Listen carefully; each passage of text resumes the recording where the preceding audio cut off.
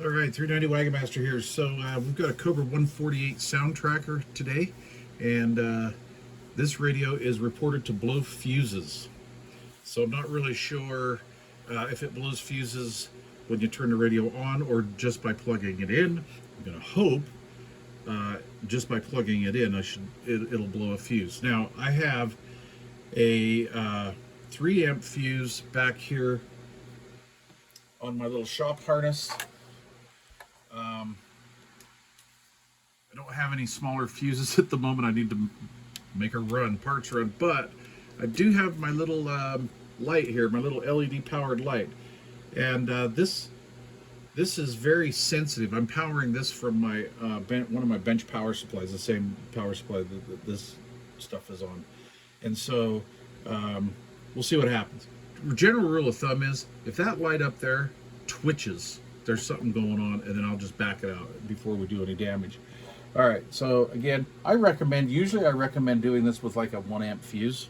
I've just exhausted my source. Okay, so I just plugged power in, so I got power. I just plugged it in. No problem at all. Let's turn it on. Okay, see that? I turned my light back on. Okay, so I'm not gonna push my luck, right? If I had, yeah, I don't know. If I, depending on my mood, if I had that 1 amp fuse, I might just let it go. But I have a couple ideas of what this could be. Generally, if you plug it in and the fuse just blows, that's more than likely just one of those protection diodes. All right, so lid's off, and that's always nice to see. So it looks like somebody just changed the meter light. That's just awesome. No. All right, so there's that. Let's see, what else do we have here? All right, there's a bunch of spugey all over that. So these have a 2166 driver. I can't see that offhand, and a 1969 final. Some of these do anyway. This one apparently does. That final is not stock, so I'm just going to guess that's a replacement. I mean, it doesn't look stock to me. This is kind of spunked up here. What else do we have? I thought I saw a jack in here that was on. Okay, so there we go. So this plug, I believe this goes to the tone control. Why they would do that, I do not know. Just cut and splice here. Not too sure I want to work on this. All right, I'm not too sure. I don't know, we'll see. Okay, that's interesting. Let's take a look at the back side. Get up my little prop unit there.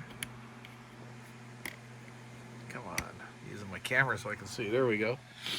All right. Well, look at that. We've got some modification action going on. That goes down to, yeah, the tone control. Okay. So they just cut and snipped that other one, or that jumper, that plug. We've had some, come on, phone. Come on, phone. Come on. There we go. That looks pretty sweet.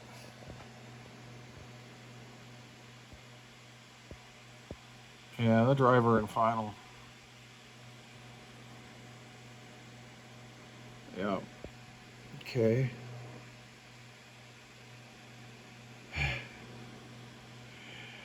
That's that 1969, I believe. That's pretty clean. Let's see here. I'm kind of using the phone as my magnifying glass at this point. Just kind of looking things over here. Wait, what? Looking things over here real quick. What the fluck and Hello Kitty is that? All right. Okay.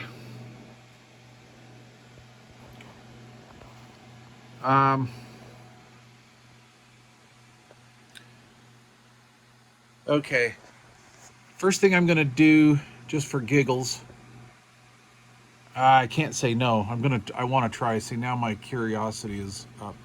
I'm gonna lift that leg on that final, plug it back in, turn the switch on. If the switch, the on-off switch on the radio, if the radio does not pop a fuse, then that final is the culprit. I mean, that's just going to be the easiest thing real quick. All right, so our little D44 or 55 or whatever was good. I decided to lift the leg on the final. That is shag nasty looking. But yeah, there's no short. So basically what I was doing is, you can do, I guess, this a couple ways. You can lift this center leg on the driver and the final and check for a short with the volume control on or off. So that showed okay. Regulator IC, I kind of haphazardly took the audio IC out of line just for giggles. Anyway, so as we may have seen earlier, somebody fixed this little trace here, right? But when I got underneath it with my microscope, let's see if the camera will get in here. There. They had some little hairs from this wire right here, and they were touching that. Yep. That's a ground path right there, so we don't want to do that. I haven't looked at the other side of the board. I don't really know what this goes to.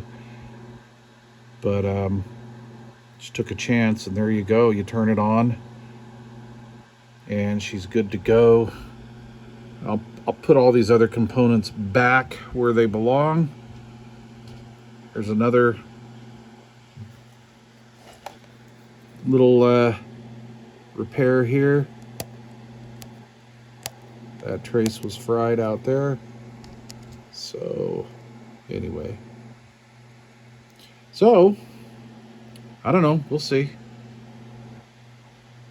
Start buttoning her back up, and we'll see what happens.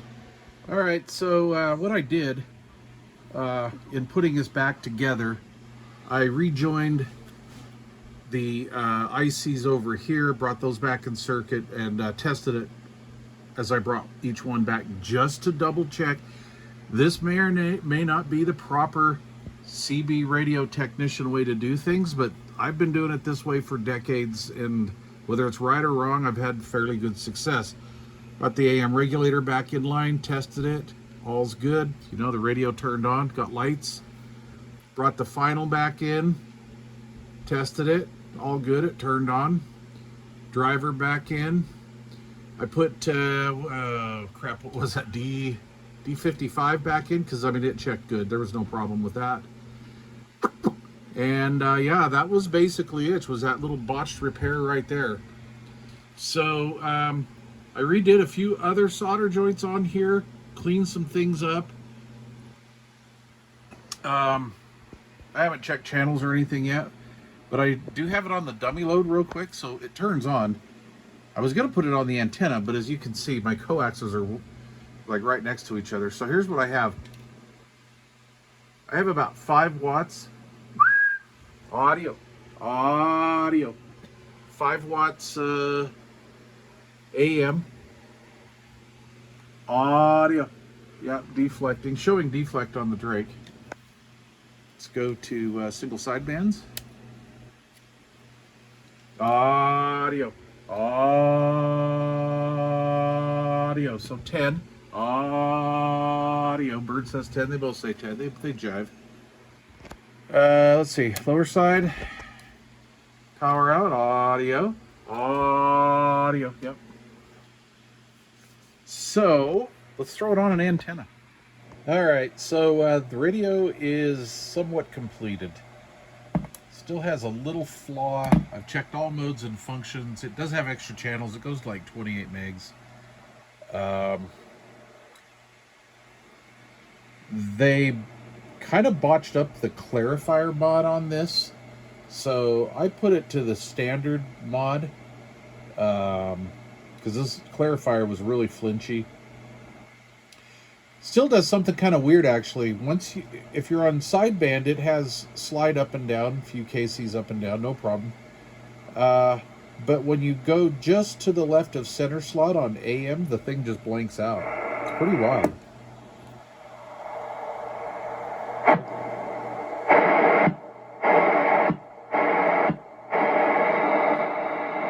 So I'm not sure what that is.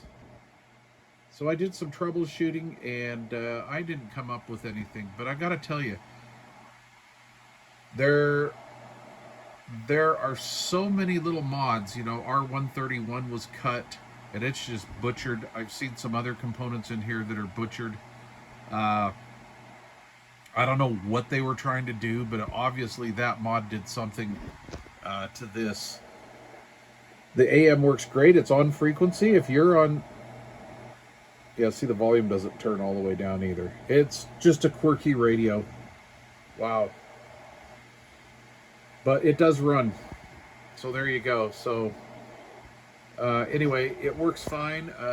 At one point, I possibly thought that this pot was bad. Put it all back to stock, and it did the same thing. I got more time into this radio than it's worth, quite frankly, but did the same thing on AM. So something's going on in whatever other modification or conversion. I can't find it. I thought it was the pot, but it's not, because on sideband it works flawless. It's just when you get that voltage or whatever to that certain point and AM goes out. But this thing is massacred. To be quite frank with you, I'm surprised we even got it running at all. I'm surprised it even runs. So it's put back together, and I am going to let it percutute on the bench overnight, and then we'll just see what happens. Anyway, please leave questions or comments down below. Thanks for watching.